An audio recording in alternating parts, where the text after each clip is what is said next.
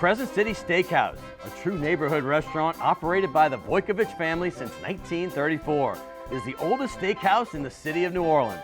Serving only hand-cut, prime-aged, corn-fed beef for over 80 years, Crescent City Steakhouse has become a dining destination for both die-hard locals and adventurous travelers who seek traditional, timeless New Orleans cuisine. Crescent City Steakhouse, 1001 North Broad, on the corner of St. Philip, in the heart of New Orleans.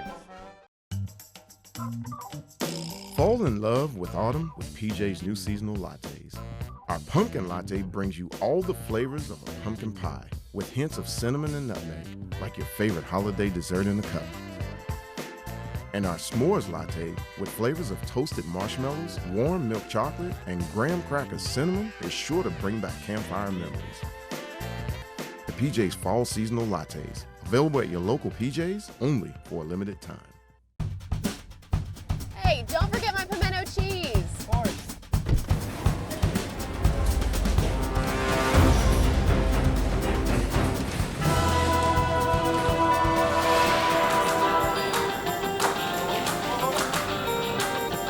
It's okay, I'll take it from here. Hey, you forgot your seat. For the love of palmetto cheese.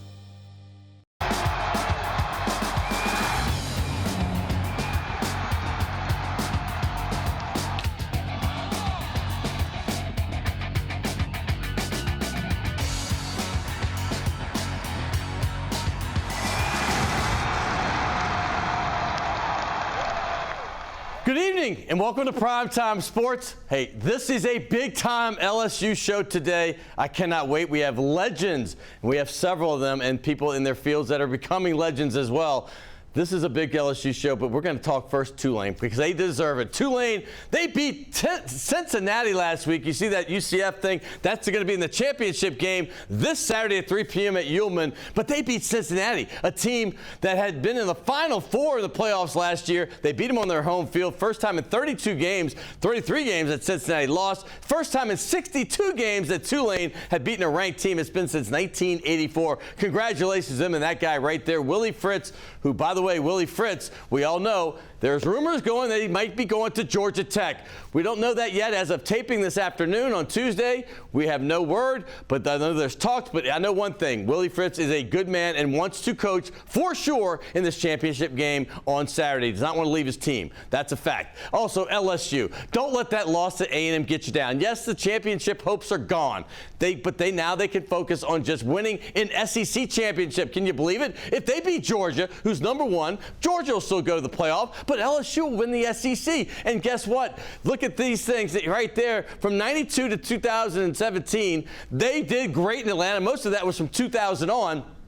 They won 10 games and lost 2. That's it. That's the 2001 and 2007. They beat Tennessee. They're 2-0 in the championships against them, and they're 3-1 against the team they're playing this Saturday, Georgia. And that's right. They beat them in 03. They beat them again in 11, and they beat them again in 19.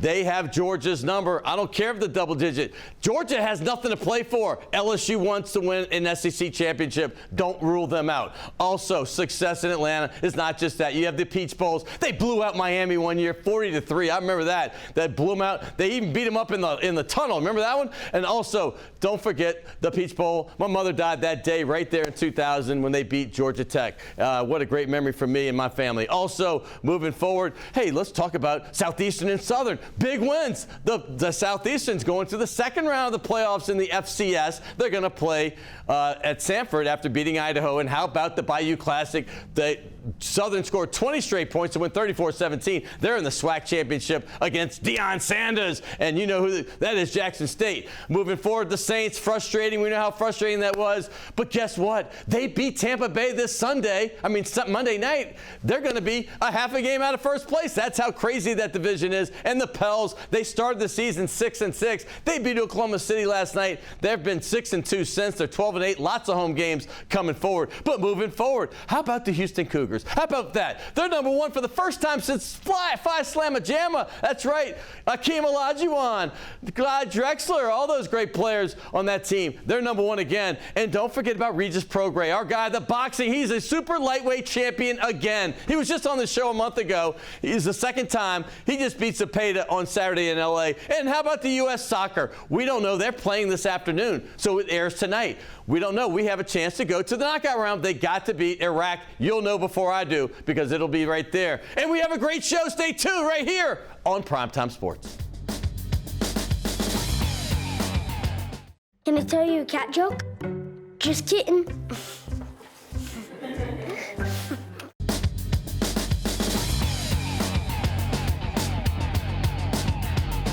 Hey, welcome back to Primetime Sports. And like I said in the open, this is going to be all LSU today. We got the SEC Championship coming up this Saturday. And like I said in the open as well, I've been to all 11 events that have been in the Georgia Dome, and then, of course, that one game they waxed Oklahoma in the Mercedes-Benz Stadium in Atlanta, and they've won all but 2 of those, and it's been amazing. They're 3-1 against Georgia in the SEC Championship game, 5-1 total. They seem to have the number when they get to Atlanta, and they do it well. My next guest knows all about it because he's been in most of those games as well. His name's Gordy Rush. He's a former LSU football player, Jesuit football player, right down the street from where we are doing the show today, and he also is the GM of Guarantee Media, which is ESPN New Orleans. Baton Rouge, excuse me. They do it a lot better than New Orleans, the radio station up there. But welcome to the show. Good to see you. Thanks for having me. It's good to be home. It's great to be home. I thought about you during the Alabama game. I'm with Tim Brando, and he's not supposed to be rooting for anybody. Right. But he's nonstop with the LSU, just like myself. And we were cabbage patching on the bar when they made the 2-point conversion. And later, maybe the next day, I saw your video, your sideline reporter. You're on the side, and then I was like, "This is some of the best," and I had to have you. But how you been? How was that game? It's been unbelievable. It's been a magical year, and can't say enough good stuff about Brian Kelly. Yes. What an experience that has been. He's been first class. This is a good football team. This is not a great football team. He's done a great job coaching this team. Yes. They got a chance to play for an SEC title on Saturday. I want to know what he's like, though, because that's one guy. He was going to come on right before the season, and you know how that gets right before you practice first year. And I didn't fully expect him to, but he didn't. But I don't know him well. He's one of the few guys at LSU I don't. What was he like when you first met him? And now that he's been through a full season, what's your relationship with him now? I feel like I have a great relationship with him, a lot of respect, and I think there's a mutual respect in terms of time and efficiency. Yes. He's a CEO of a polished businessman that could run any business, I think, in the United States. His time management is impeccable. It's the best run practices that I've ever seen.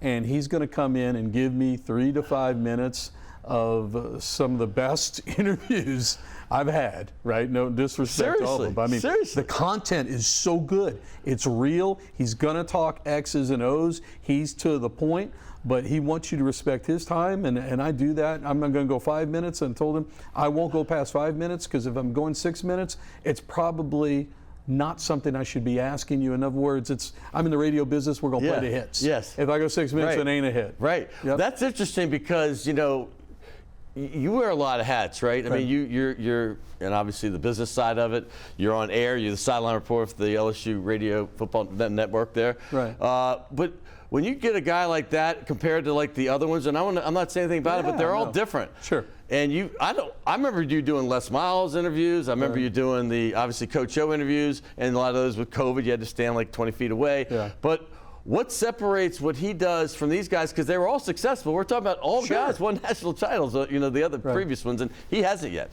Well, they're football coaches. Right. So I don't think everybody's supposed to be a great orator or CEO type. And Les would just talk for 8 to 10 minutes and go on, and we'd get to Iran and Iraq, and we'd talk about different things. And then, obviously Ed was much more concise, and it wasn't as drawn out. So here's a happy medium. And and then some coaches don't really want to be transparent or talk about the X's and O's, but not Brian Kelly.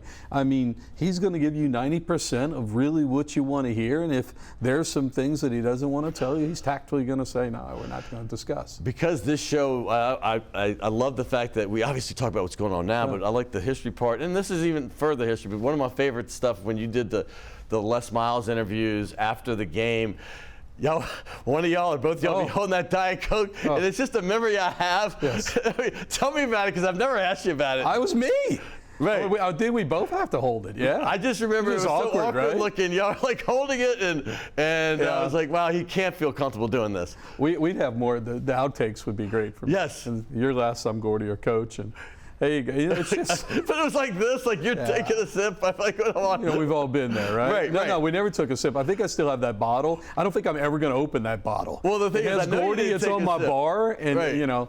Hopefully none of my kids grab that bottle. It's probably toxic at this point. I guess that's the point, because I was like, I've never seen them take a sip. They're holding it like they're about to. It's right here. Same damn bottle all year long. All right, so you mentioned a little bit the differences. Like, I'm going to go here, because I did work with Les. When he left, remember, he came and did some games with Fox, and that was an experience. Oh, yeah. I mean, you get that guy in a meeting, and then, it was with his son was on one of the teams in Nebraska. We were like, wait, he kept saying, we're doing well today. And I'm like, whoa. I thought you'd say we with LSU, but we're not even talking about your own team.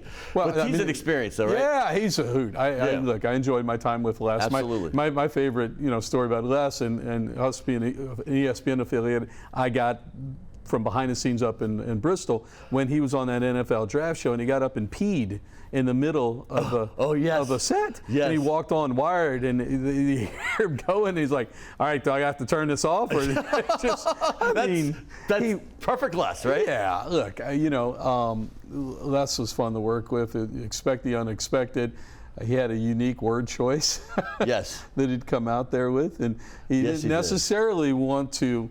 He didn't want to tip anything, so he really wouldn't say anything. And that was the polar opposite of Brian Kelly. It's to the point, and our interview that give you an idea. Brian Kelly's so efficient. He doesn't want to spend the 5 to 10 minutes on Saturday doing a pregame interview, so we did it yesterday after his press conference. No, I get that. And we get to the point. But he'll sit there and talk about, here's the deal with Converse, here's the deal with Daniels, boom, boom, boom, here's the injury. I mean, to the point, and there's no really hiding things. And you ask him a question, he's going to give you an answer, and he loves talking, I think, the football and the strategy. Well, I haven't talked to you since you came on the show probably 5 years ago. Okay.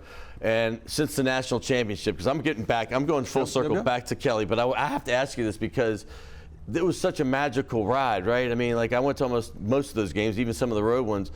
But, I remember having Coach O on the show the summer before that. Like they weren't doing great, but they ended up going 10-3 that year, and then they went 15-0. So, I mean, that was quite a run. But being there and seeing this, and then, I remember watching the Alabama LSU game when I was doing a Wisconsin-Iowa game, and it was the same time I'm watching it here, and I'm like, and we're winning the whole game. There were some slight comebacks, but never close enough to beat us. That's when I realized this team might take it. Like when you were at the games, when did you realize how special? We knew they got good. We didn't know they were special. Look, I think that I knew Joe Burrow was special after the bye week in 2018. And I think Steve Ensminger, this was before Brady, they started opening up and doing some RPOs. And I remember we played Texas A&M. There's Steve at that point. How about that? Yeah. Right there. You mentioned him. He's there. So there you go. I love that. What a great cue. And they started opening things up, and it was a Texas A&M game, and I believe we lost that game in 7 overtimes. But there were some other games in which they started throwing the ball around a little bit. There was a non-conference game, and then we played Central Florida in the bowl game. Yeah. And you started to see what Joe Burrow could be, and I felt like he would be an NFL quarterback. They had, he had like 12 touchdowns total until that time he got hit in that game, remember? Right. And then he threw 3 or 4 that game, and then all of a sudden he goes 60 or so. I mean, it's like that light completely went on. But this group right here, this is what I specifically want to ask you about. Yes. Burrow, Chase, Jefferson. These are guys that now, Clyde Edwards-Helaire, I'm not taking anything away, but these dudes here are at the top of the NFL right now. That's right. And that's the point I'm trying to make. Did we know that this was going to be the case? I mean, we knew that we're going to be good. Jerry Sullivan told me, he was a wide receiver coach who went on the NFL, and he was there in 2018, that he thought that Justin Jefferson was going to be a great pro receiver. I think to me, that I felt like it was going to be something special is when Joe Brady came up there. And what to me Joe Brady was obviously he brought the New Orleans Saints offense, but he was a great wide receiver coach. Yes. The attention to detail that he brought from Sean Payton's offense to the wide receivers and then the passing game and the way that they ran a slant route. It was the attention to detail, and they did it over and over and over again. And the amount of balls that they threw that summer, you knew that they were going to gel. And out the gate, they played a decent Georgia Southern team and blew the doors off of it and didn't go from there. I saw the shot of Jefferson just now holding the floor. That was against Oklahoma. That's the last time they played in Atlanta, and that was just special. But I remember the day he got drafted. I have a lot of friends in places like Wisconsin, all over, and we text football all the time, and they said, you know, Jefferson's the 5th receiver. You kept talking about how great he was. What do you think? I said, he's definitely the best receiver in this class. I'm nothing against the guys, but as confident as I was saying that, I was not confident saying he's going to be the #1 receiver in the NFL for 3 straight years. Yeah, I'm not sure any of us really knew that, but I mean, what he was so good at is that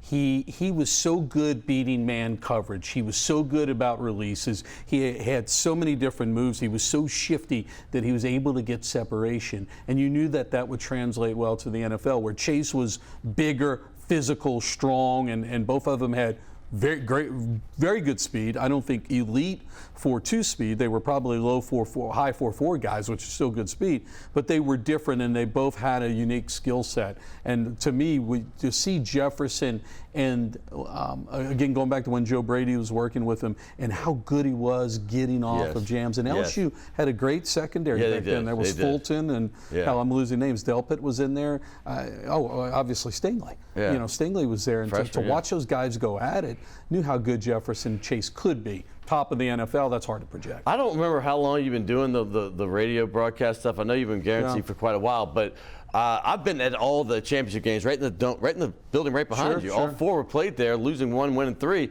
But I know you were on the field for the 19 one. Yes. Were you on the field for 3 and 7? Yes. You were down. So what is it like to be down there, and what is the difference between maybe that first one and then that special year when they went undefeated? Well, each year all the bells and whistles get a little bit more, and you had a little bit more in terms of celebrities and what have you. And in 2003, Nick's first one wasn't the most glamorous, but it was the first time. Yeah. And it was really a special feeling. I was doing pre and post game back there. Okay. 07 down on the field, and that was just domination of Ohio State, and that's the way LSU came on, and you felt like that was a unique team with Matty Flynn and Hester and those guys, and Dorsey as a defensive tackle. I love that team. Yeah. To me, 2019, I always remember that I'll never see a kid like Joe Burrow ever again. You knew it. You knew it, right? He was that good, but it was also his football IQ was off the charts. His maturity was off the charts. You're not as good, and Daniels is fantastic. And there are going to be other quarterbacks at LSU. And Matt Flynn, I have nothing but respect for Matt Flynn. Burrow was just different. Yeah. He was different. And to see what he did in that SEC championship against Georgia, where I thought Kirby Smart had a great game plan. They rushed 3 and ran all sorts of double zones and tried to confuse him. And he just sat back there in the pocket. And if his receiver wasn't there, he decided to turn it into sandlot football and ran sideline to sideline, and receivers were running scramble drill. And he hit Jefferson once, he hit Chase another one. And I remember, I talked to I had Kirby. A shot of that long run he had. Remember the one he just went through everybody? Just a clinic. And I mean, at that point, Kirby's like, what are you going to do here? I'm sorry, it's an NFL quarterback. And so I'm not surprised at the success he's had in the NFL. I mean, you asked me about Jefferson and Chase. I knew they would be good, elite. I didn't know. I thought Burrow would be elite. Yeah. Just everything about him. And worried when he went to the Bengals like everybody else. You love this? What's that? You love this? I love Saturdays. Obviously, I have full-time job. You played, I obviously. love being on the field on Saturday. My history, my dad played for Tulane. Yeah. And so I grew up watching Tulane. Same here. Section 336 in the Superdome. And what 9 and 10-year-old kids would be running around on the ramps or on the football, I would sit there and watch the game. And everything from, offensive linemen, pass run. In other words, they pick their hand up, what's a pass set run, having a pass run call and stuff like that. That was our thing. And so for me, it's not so much being a part of the media as I enjoy the X's and O's, and I enjoy being on the field, and I love being on the sideline because I can sit in the end zone. Yeah. behind the play, and I was a defensive back, so that was always my vantage point. So I enjoyed just getting a chance to see and watch football from there. Look at Big Daddy right there. Big Daddy, I love Big Daddy. So Shaq and I, he was the level below me in the Broussard Hall. Yeah. And so we always talk about when he sees me, we would play Tecmo Bowl. Oh, nice. And he loved Bo Jackson with the Raiders, and he'd just run wild. That's wild. And here's the great thing about Shaq. He loves to come back to Baton Rouge. Yes, he where does. He's Shaq. Yes. And go to Blower. I barked He goes to Fred's, right? He goes to Fred's and DJs. And he doesn't necessarily need all the security. You got T.O. Vaughn and the Barstool guys, and everybody's right up there. I mean, here comes Shaq, and nobody's going to mess with Shaq because he belongs. Yeah, he's really cool. He's one of us, and he loves being one of us. That's right. And he represents. And by the way, that made me, when we talked about that year when we won the championship and having Burrow win the Heisman and the speech he gave, you just felt so proud to be an LSU Tiger. You just felt so proud that this guy was representing you. The brilliance in Burrow was he was so simple. He was all about football. Yeah. I mean, he's 100% about football. He was such a humble guy. Coach's kid. Yeah. Liked, SpongeBob SquarePants. And I love it. It wasn't this complicated guy. You had Alabama fans rooting for him. I mean, that's so crazy. They were all like, he's such a good guy, it's hard to root against him. You'll never, it's just the uniqueness of that. You won't see that again. And the brilliance at the line of scrimmage. Just going back to the X's and O's and watching him.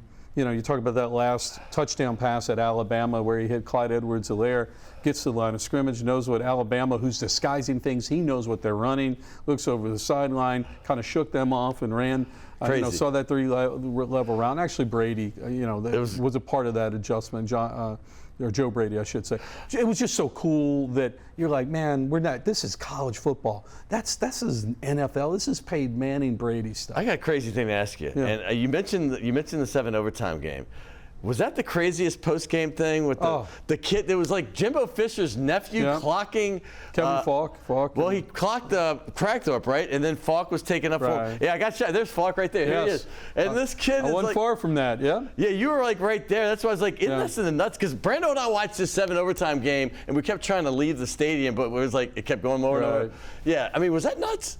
Yeah, the whole thing was nuts. I mean, Damian Craig was on that staff. Trash talking a little bit, right? Right, and so, I go back. There were footballs being thrown at each other's groups during pregame, and so it kind of set the table. And there was some trash talking that went on. What I remember about that, they had to give Burrow an IV after the football game. He was exhausted before we put him back on the bus, so we held up the bus.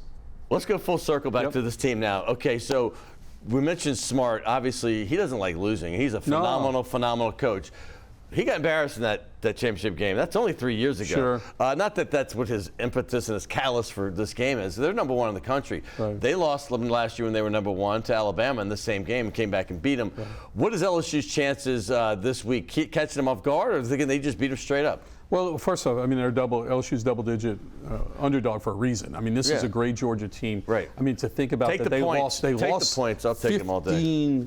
They lost 15 people to the NFL draft, and still came in, ran the table this year, and number 1 in the country. Look, I think LSU's they've got to get back to. I think it starts with number 1 offensively, getting Jaden comfortable. When he gets in rhythm, getting him throwing the football early and get him into a rhythm. The 2 games that he has it, the last couple, against A&M, it was okay. Against Arkansas, he really had an off day. I think you got to get him comfortable. And then defensively, they've got to find a way to do a better job stopping the run. Yeah. A&M ran for 215, 215 yards is what A-Chain ran for. 270 yards or something crazy is what they ran for.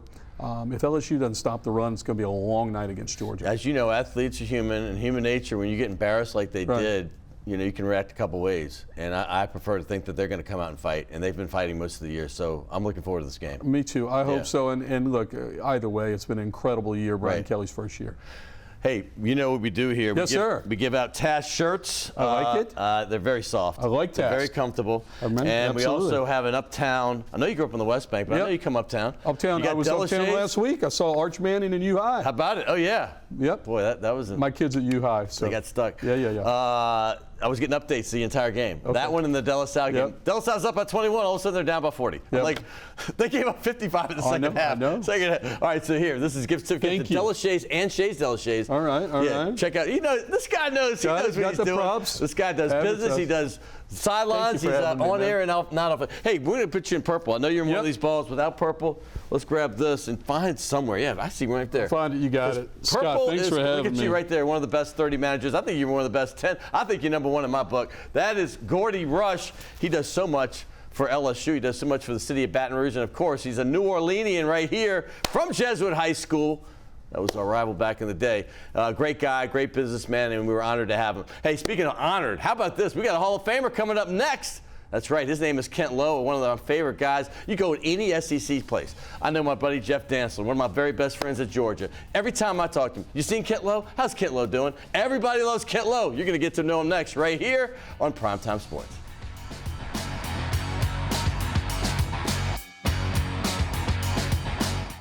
The owners of the Delachaise Wine Bar on St. Charles Avenue have opened up their newest creation uptown on Maple Street called Chez Delachaise, a new local wine bistro featuring a larger menu of small and large plates, a brighter atmosphere, and full table service. Additionally, patrons can enjoy a large patio out front as well as an extensive wine list offering selections from around the world. It's Chez Delachaise, 7708 Maple Street between Carrollton and Broadway.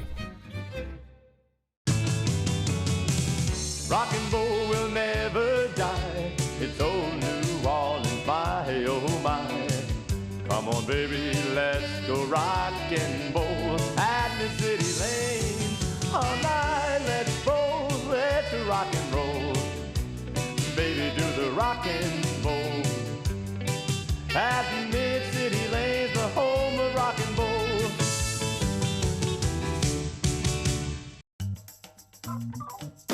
Fall in love with autumn with PJ's new seasonal lattes. Our pumpkin latte brings you all the flavors of a pumpkin pie with hints of cinnamon and nutmeg, like your favorite holiday dessert in a cup. And our s'mores latte with flavors of toasted marshmallows, warm milk chocolate, and graham cracker cinnamon is sure to bring back campfire memories. The PJ's Fall Seasonal Lattes, available at your local PJ's only for a limited time.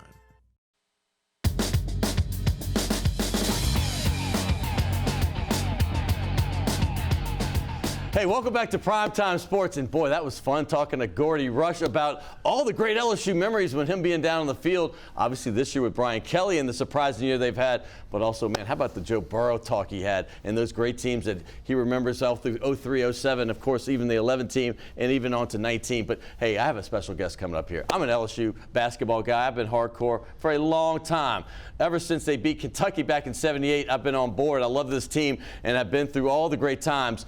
But here, this guy has been through most of those as well. He came to LSU in 1988. He did some college there too. I think he got a master's degree or some sort at LSU back in the early 80s. But he came back and joined the staff there with guys like Herb Vincent and other guys that worked at LSU. And he's been there ever since. He's seen Shaq come through. He's seen the Final Four in 2006. He's seen all the football events, all the great baseball titles and beyond. But here he is right here, the one and only Kent Lowe, the Louisiana Sports Hall of Famer. Good to see you, Scott. How you been, brother? Thanks for having me. I remember the only time I've actually worked with you was Hall of Fame, because the guy that usually does the job of everything, right? Obviously Lynn Rollins, we all know, he was getting inducted that year. So I got a chance to work with you that weekend. That's right. We've had a lot of fun with those inductions and bringing it to television. And luckily, I was one of them a couple of years ago. With our friend Tim Brando, right? That's right, yes. It was, it's something, you know, I've seen all those people go in, you know, and have done all the videos and produced the television show for years, and to then actually be one. Right, those people. Right. Isn't that crazy? It's a little different, I have to admit. We all knew it was happening. You might not have, but we all knew eventually this is a guy that's going to get in. And I'm going to say one thing about you real quick, because I think I mentioned it teasing you coming in the break, but wherever I go, you know, I did JP games for years with Tim Brando, and now we do Fox, so we're not in the SEC anymore. But I mean, we got to know everybody in the SEC. We did the 11 o'clock game, and I lived in Atlanta for 20 years, so I knew Jeff Dantzler and all the guys that do Georgia stuff. But it never fails, man. When I talk about LSU and I say I don't get to go to as many games because I got to work, but they all, like half of them always bring your name up, Kent. I mean, you're like the most beloved guy, and I'm not saying that because you're sitting here. Do you even have an idea how much people love you? I'm the old guy of the bunch, is what it is. I'm a survivor at this point. Either that or I've fooled them for 35 years. What is this? It's the secret you still get. Here you go. There's a comment. Will Wade. He's unbelievable at his job. More than that, he's just a good person, a good friend, somebody that can always run stuff by. You know what? That's actually a good way to say it. You're a good person, a good friend, and everybody just likes hanging with you, man. So congratulations on your success. Well, thanks. I appreciate it. I mean, you know, I've always, and it's not kidding, I always consider sports, when I was a sports writer a long time ago, the kind of the toy department of the world. We're covering a lot of fun things. Fun, right? Now, there are times. You remember that? That was a long time ago. But I remember that guy, though. I remember him. But there are times when it is not the toy department, and you have to, when a newspaper writer or whatever has to report on things that are not the greatest. Yes. But, you know, in the end, we're not creating rocket science. We're not discovering some new medical discovery, but we're just trying to tell the story of the players and the teams and the athletic department. And that's basically what our job is, and hopefully to give the media some information then that they can turn in to fabulous stories that people read every day. You know, I took it for granted that I just assume everybody knows exactly who you are, but there's a faction out there that doesn't watch sports. And let me say this, I have friends of mine that just watch it for the fun factor, but this, I said it in the open, but I didn't say it in the introduction, which you actually do. You, the communications director, some would say maybe a media relations director, used to be sports information director.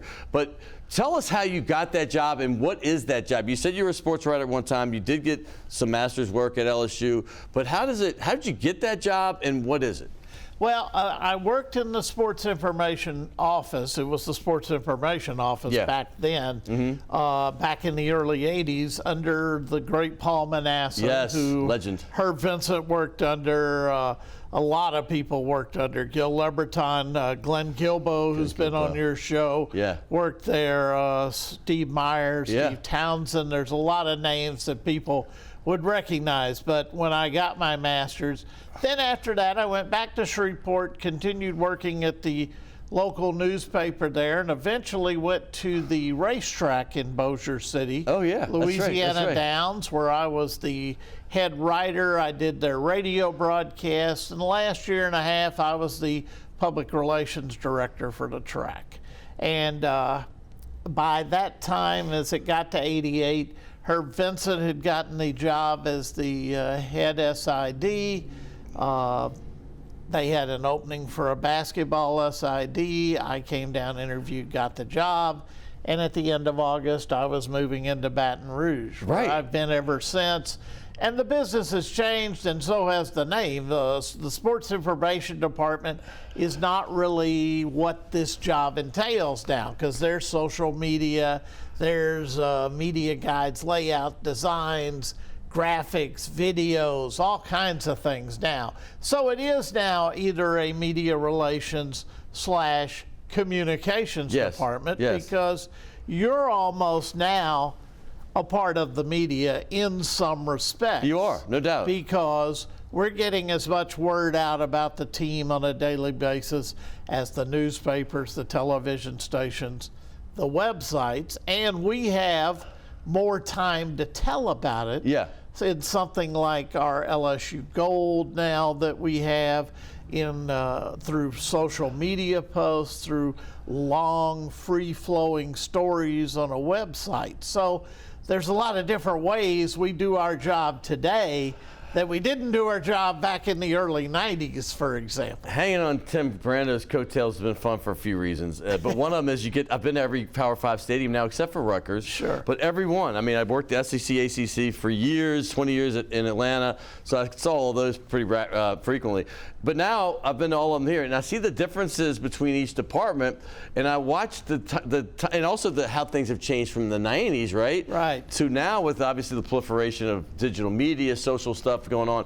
I want to know when did you realize that that the media on not just the regular sports writers you always see, the TV guys, radio guys, paper guys, but then all of a sudden you see the growth of the bloggers or the guys that have podcasts, the guys that you might not know, and then you're responsible for, hey, how do I give this guy a credential? This guy, because in the beginning, those guys weren't getting him. I'm just going to use the Saints as an example, and now they're getting respected. Right. Well, there's an interesting point to that. Yeah. And I think some people are finding that out this weekend with like the SEC championship right. as we tape this is this weekend. Press boxes don't grow in size. No, they don't. No. And all the proliferation of websites, writers, websites having now instead of one writer, 3 writers. Yes. And the podcast situation. We did not this season, rightly or wrongly, credential podcast. Well, I get that. I mean, anybody can have one. But I mean, the problem is more your press box doesn't grow. Right. As the media grows. Right. And that's where you have to make decisions. So that's where my job sometimes in football becomes a little, hairy, because you have to make judgment calls on certain sites based on other sites. No, 100%. That's the reason I asked you. And that's something that's been interesting about this job as it has moved forward is the way you have to look at credentials now. I mean, used to be the Advocate when the Picayune was at its height, there'd be 5 or 6 seats for the Advocate, there'd be 6 or 7 seats for the Picayune, Exactly. Shreveport, Lafayette, Alexandria would have their own writers. Sure. Now, like there's the Advocate, the writer for the Lafayette paper, Cokie Riley. Yeah. He covers for 5 papers in the state. Yeah. So it's a whole different game in some aspects, and in another aspect, it has blown up tremendously. It used to be that you would give, like you said, the Picayune and the Advocate 6 spots each, and some of them may show, some of them night. Now you kind of have to tell them, are you here or not? Because I have all these other people that are writing about us and because talking Scott about Alexander wants a press pass all of a sudden because Brando has a Friday That's game. it, He can get back for the game on Saturday. That's the only time I know. We never know till 5 or 6 days before. I'm like, Kent, I know you're probably fully goes, oh my goodness. Are you going to be sitting there or are you going to be going down to the Stadium Club? Stadium Club, just get me in. No, that's funny. Exactly. I don't get to do it much. Last year at Auburn, I mean, I thought I got to see a win, and all of a sudden, Bo Nix went crazy at the end. We lost. But I want to ask you about the particular people. I mean, we could go into football because what you don't know, he does basketball, but he's the guy at football. You get a credential, you're going to go through Kent.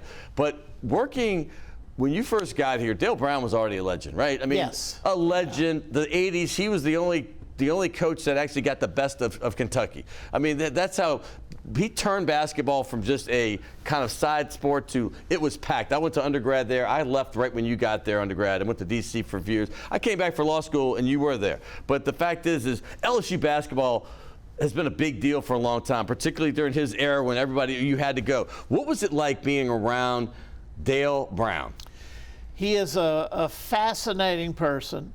He did an exceptional job as coach for 25 years, which I don't know you'll ever see that again. No. At LSU Yeah. or anywhere in the Southeastern Conference. Yeah. Dale is the type of person, it's either one way or another. You're on his team or you're not? Yes, that's it. Yeah. You either like him or you don't like him. But there are a lot of people who love him, and especially players and people who've been around him for a long time. Yes. His players respect him very, very much. And what is great to see is the players come back, see Coach Brown in the stands. They head right up to visit with him during games when he's there. Yes. And that's a great thing, and this night was special, right? It really was. The court named for Coach Brown. It was a special night, long time coming. I got tears thinking watching this. Man. It was a great night. I know our buddy Tim was there for that.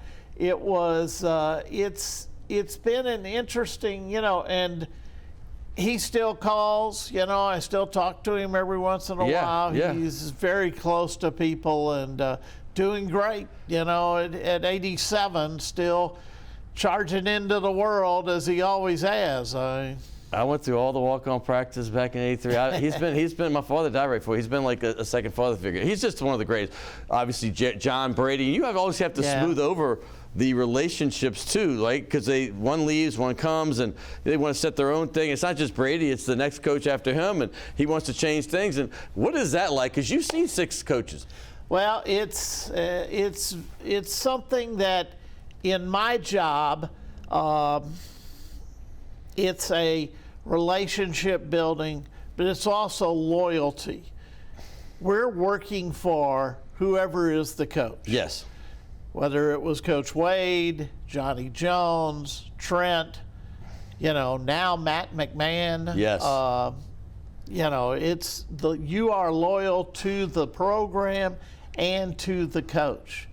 And luckily, I say luckily because it doesn't always happen, there are friendships that are built with coaches, and that's a great thing to have, you know. I was lucky to be very good friends with Coach Brown, Coach Brady, and now working with him as radio analyst. Yeah. Coach Johnson, Coach Jones, Coach Wade, and now Coach McMahon, who has done a wonderful job trying to build a new foundation for this LSU program. And did it so quickly. I'm gonna say this: we're gonna. You mind? Can you stick around? Sure. Are you sure? Why not? All right. Well, I'm gonna do this right now then, because we have a little surprise for you coming up next, and oh God! And I hope it works out. But here we go. This is Task Performance. If you haven't had one of these, this won't be the last one you get. I promise. Thank you. That is a shirt that when I first moved here. When I go to press conferences, like 10 years, moved back here, I should say, I'm from here. I'd see Peyton Manning, not Peyton Manning, Drew Brees, Sean Payton, Mickey, they all wore Task. I'm like, I got it. Ever since I got one, I've never not taken it off. I've Appreciate got like 30 of them. Thank This is a you. gift certificate to both Shays Delachey's and Delachey's in New Orleans. So I know you're in Baton Rouge, but when you get back down here, come. But we have a special thing for you. It's not going to be This Is Your Life, but they got 3 people that he knows very well coming up next to join him and have some fun talking with and about this man right here, Kent Lowe. This could be scary. It's going to be scary. One of the communications director at LSU, along with Mr. Michael Bonnet, coming up next right here on Primetime Sports. Stay tuned. You don't want to miss.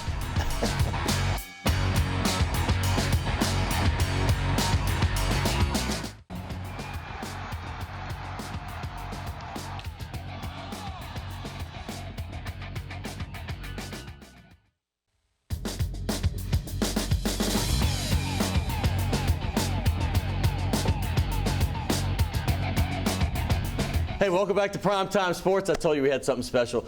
Kent Lowe's back. He is a Louisiana Sports Hall of Famer. We have 3 special guests joining him. One's in the studio right now. You know him well. John Brady, the former Final Four coach at LSU, and he's done a lot of basketball analyst stuff with me here, and he obviously does it now for LSU Radio Broadcast Network. I'm not sure I said that right completely. But we also have Tim Brando and Ronnie Rantz on Zoom. And the reason I brought them in is because Tim Brando has been around Kent Lowe for 40 years. They're both from Shreveport. We'll get into that in a second. Ronnie Rantz is the chairman and CEO and president of the Louisiana Sports Hall of Fame, and they've worked closely together in that for a couple decades. Plus, Ronnie Rantz was an athlete at LSU. But let's start there with Ronnie Rantz real quick. Ronnie, welcome to the show. We got you 2 on Zoom. I got John here. How are you doing, my friend?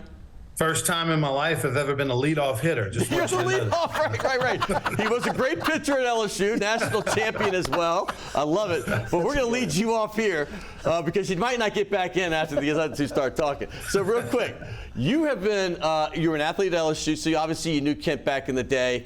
But you, more importantly, Louisiana Sports Hall of Fame, you guys have been working closely together. I want to know what that was like, and then talk about, those years, and then now with Kent getting inducted in the 2020 class because of COVID, he got officially inducted in 2021.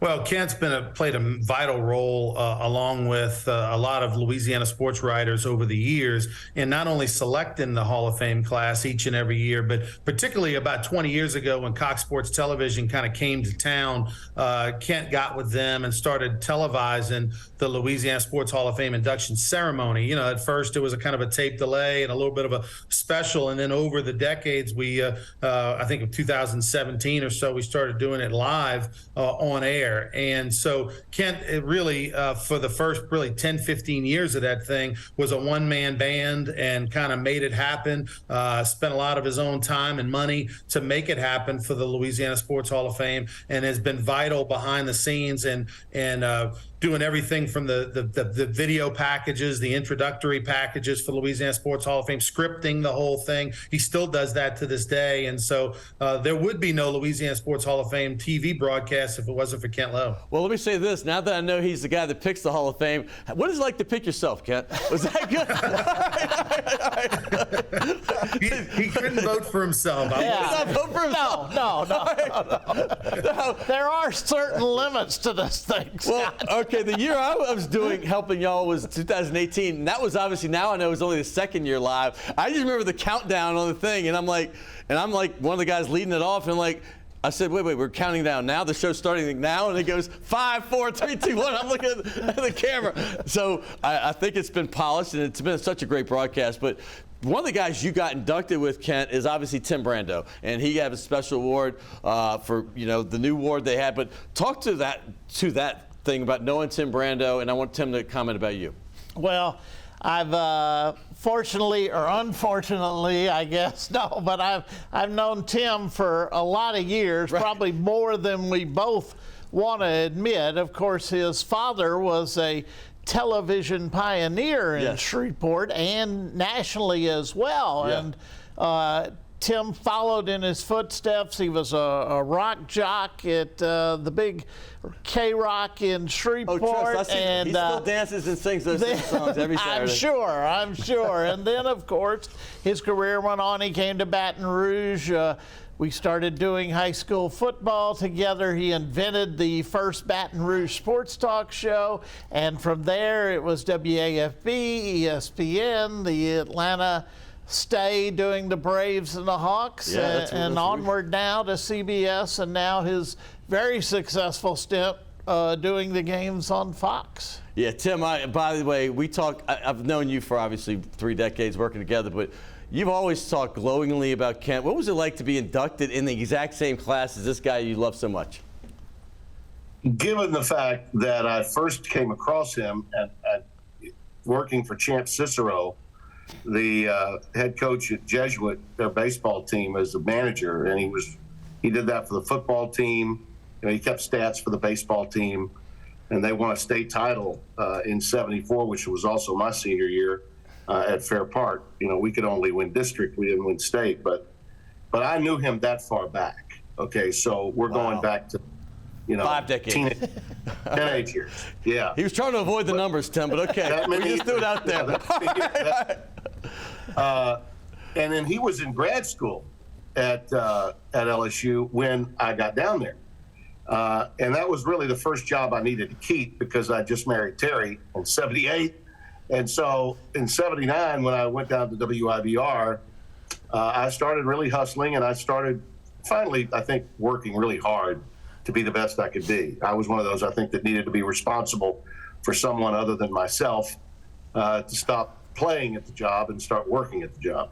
And LSU was the cornerstone to my success with the radio show and getting Bob Earl, the owner and general manager of IBR at that time. There were no Cumuluses or Clear Channels back in those days. The radio stations were owned by families and individuals. There you go. And, IBR did not have the LSU games. WJBO did, the Manship family, but they did not do a talk show. They did not have a sports talk show on a regular basis. And I thought, okay, we can do something here. Be innovative. It'll get me into the LSU community. It's how I developed relationships with Jerry Simmons in tennis and countless other coaches in wrestling and volleyball, you name it. I was borderline annoying, but at the same time relevant, in the LSU athletic family. And first time I heard you admit that first part. All right, keep going. Borderline. Borderline. That's how I did it. Borderline. Just kidding. Come on, we love you. I'll never forget talking to Joe Dean, the great Joe Dean, about my career, and I told him what I wanted to do. At Dale's request, I talked to Joe, and he said, "Tim, I can tell what Dale sees in you. He says, you got to go in there and make yourself relevant." He says, in order to, he said, it was only Joe could say this. If you want to percolate, you got to circulate. Make them aware of you. Make sure they know who you are and how important you are, because you're going to be important to them. And I just, he inspired me. And Dale was clearly an advocate of mine. And that really worked. And the high school football games that I convinced Mr. Earl to air on Friday nights, I would bring in special analysts. I had J.C. Politz on Halloween weekend as my special analyst. Jerry Stovall came one year. And this was. Hey, did Kent Lowe show up? Did Kent Lowe come? Was he one of the guys? Well, wait, that time's up, everybody. Nice to have you, Kent. All right. Kent was doing stats and color. He was also a color analyst and doing stats for us. Nice. And then in '80, the station went country. Mr. Earl said, "Baby, we can't do it. We're going country. Got to make a commitment." So Tony Barrett, who was a high school football legend at KRMD in Shreveport, saw that I had won the Louisiana Association of Broadcasters Best Play-by-Play Award from that '79 season, and we beat LSU's broadcast, Tulane's broadcast. It was kind of a big deal, and I needed to stay on the bike. I needed to keep doing games because I was trying to convince people to hire me for television. And so in 1980, on Fridays, he would get out of his classes and we would drive up Highway 1 and 71 together. I'd make him stop. You and Kent? Yeah. Good. Okay, good. We would stop at the Sonic in Bunkie, which he hated. But I made him stop at the Sonic in Bunkie. And we would Better stop because you're going to get a speed ticket back in those days in Bunkie. Yeah. I knew that. We were behind a lot of cotton trucks back in those days, sugarcane trucks too. And we would eat, get there about 2 hours before the game, and then we would drive back. We would listen to ourselves on a cassette tape as we drove back after the game. He drove, not you. For LSU on Saturdays. I mean, we were up all night and all day and having the time of our lives. So about the Hall of Fame, though, when you two got together, I mean, that's kind of special. Both Shreveport guys, both have done so much for the LSU, obviously, the state of Louisiana, and broadcasting in general, and media relations. What was it like that time in 2021? You had to wait another year. They were going to do it because of COVID. They moved to December, and then that didn't work. COVID came back, Delta variant, and you had to do it the following June. What was that event like? I mean, it was fun. I was there. I enjoyed the heck out of it. John Brady was there. He's sitting right here. But when you two got inducted, talk about that. And I got 1 minute because I got to get Brady in here too. Yeah. Well, for me, it meant everything to go in with Kent because we were kind of connected at the hip from the very start. And I really wasn't that pumped about being in the Hall just yet. I kind of thought, oh boy, this might be connoting the end of my career. I'd like to think there's plenty of tread left on my tires. But they came up with this special award, which was one that they're not giving out annually, but one that, they'll give out whenever, I guess, I don't know who the Tim Brando 2.0 is going to be, but it really got me a little emotional when they said, hey, no one in your business in our state has done what you've done. I mean, I was emotional about it, and I was thrilled, but at the same time, to find out it was happening with Kent. Yes. We were companions, comrades, colleagues, confidants. So it made it all the more special to go in with him. And what was that like for you, Kent? I mean, going in with him and the other members of that great class. Well, it was very special. It's a little surreal to be on the opposite side of where I had been for so many years in doing the shows and doing the video. It was a little surreal to be on the exact opposite side of that, but it's something I'll never forget. It's still very special in my memories that night, and going in with Tim was certainly important as well. And Ronnie, you had to do the timing for everything along with Ken. He usually does a lot of that, but you had to take over. So when you do normal 8 minutes for people to talk, did you get Brando 28? Oh, we definitely had the Tim extra special. Just a little pad. Right? We were prepared. Just a little something. We knew. Just a little lanyap, they like to say. A little extra time. I appreciate both. We killed a couple of commercials that night. We lost a little money that night. Yeah, Right. Hey, I appreciate you both. We're gonna let you guys go, but thank you so much for coming on, and thank you once again for being a part of his life. My pleasure. Thank you. No one better. All right, thanks, guys. I'll see you in Boise in a couple days, Tim. See you. Could be good. All right. And by the way, Kansas State people might think you don't have much tread on that tire still. All right. Moving forward, K-State, they don't like Tim Brando for whatever reason. He just calls it like it is. He's the best in the business. John Brady, you're here. You're going to give us a different perspective because you're a coach, right? And you get to work with him at a different level because he works with you. Well, I saw him as a coach. Now I see him now working in the media with him. Right. One thing that Kent Lowe has from myself and every coach that has worked with him, and also as I've seen him now on the other side, from the other SIDs and the other people he has dealt with over the years, one word is respect. He's got respect from every coach that has worked with him and respect with his peers in the business. And it takes a special kind of person to be able to do that. And I think the underlying thing that connects it all together for Kent is his love for LSU. And that's what's made him stay there, survive there, and excel there over these years. When you hear that from a guy like John Brady, who will be a future Hall of Famer himself. By the way, I see a lot of Hall of Famers. I see Brando. I see you. This guy's got a Final Four. He got a lot of wins. Oh, yeah. It's coming? It's coming. So 2023 or 4? It's coming. All right, we got it's coming. The problem is there's so many people on the ballot, which is another whole show sometime. Yeah, I'd love to do that show, by the way. It's amazing, the people that are on this ballot. So what's it like to hear these comments about you from a guy like this and other people? Like I told you, wherever I go, Jeff Dantzler, wherever I go, they're like Kent Lowe. Is that weird? A little bit. Yeah. I guess I've fooled everybody for 35 years, but no, it's much appreciated. I've enjoyed the 11 years we spent together as coach in SID, and now getting to work with him again and on our radio broadcasts and traveling with him.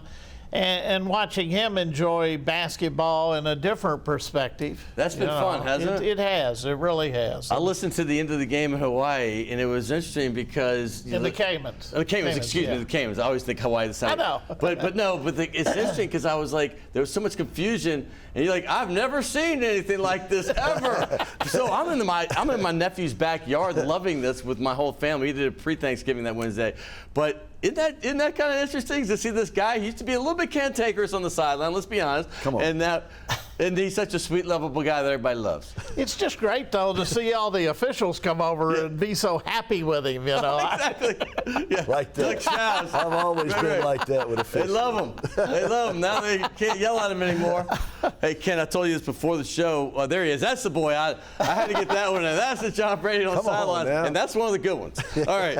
So we do a thing. I gave you the task and all that and the gift certificate. One of the things we do here is this Will Wade right there. May you rest in peace. I love Will. Hey, is the sign the ball, and you've never been on here, so I'm giving you purple. That's post-COVID. I thought I saw a good spot for you. I don't want to get this, but for sure, give me a big Kent Lowe, wherever you can find a good spot. But make it legible so I can see it in 20 years. So I can see you in 20 years. You've seen my writing. And let's see who it is. By the way, show up that caricature picture we have that. This is the thing, and I don't know if Will can pull this in, but we had a thing that I pulled some stuff the last few days, and one of them is this kind of cartoon shot of you. That's the one. I mean, I feel like I've known that picture for 30, 40 years. I mean, like, when did this one come about? Yeah, there's a lot more hair. It's a lot darker. But this is a picture I feel like I've seen over, like, years and years ago. Do you remember what year that might have been? I really don't know. It's something our creative... They're now called creative designers. They used to be called the graphics people, but it's creative something they did a long time ago. This has been special. You deserve this, and I do want to get into a show maybe when you're off season, maybe in the summer, about how y'all do this thing. Maybe right around the Hall of Fame time. Great. Kent, you do so much for so many people. Scott. Thank you, my friend. Thank you for having me. And John Brady, thanks. Thanks for coming. We're going to do like a mid-season basketball report we're used to, and John. Let's do it. Thank you both. What a fun show. This has been all LSU. You know, we get a lot of Tulane. We got Saints, Pelicans, and all that, and UNO. But I love LSU as well. I mean, and these guys to come from Baton Rouge, that's not easy. Trust me. Tulane's right around the corner, right, Kent? But it's harder for them, so I'm so appreciative to get the coaches and people around the athletic department to come in. And thank you, Kent. And by the way, you'll see when you get up there. If you go to a basketball game, just wave. He'll wave back. But go Tigers. They're going to have a successful season with Matt McMahon, new coach, so give them some patience. But get up there and support that team, and like you do all the rest of the LSU athletic departments as well and those teams. Hey, coming up, we're going to have you next week. I got Scott Shanley. We're going to talk some Saints. They got a Monday night game, so he's going to come in Tuesday morning. We're going to do that. We're going to have a big Saints show as well. Who knows? Maybe they'll be 5-8. They play in Tampa, and they have a chance to tie for first place if they win that game. That's crazy, as bad as they've been playing. But stay tuned then. We're going to have some fun in early December and the rest of the season.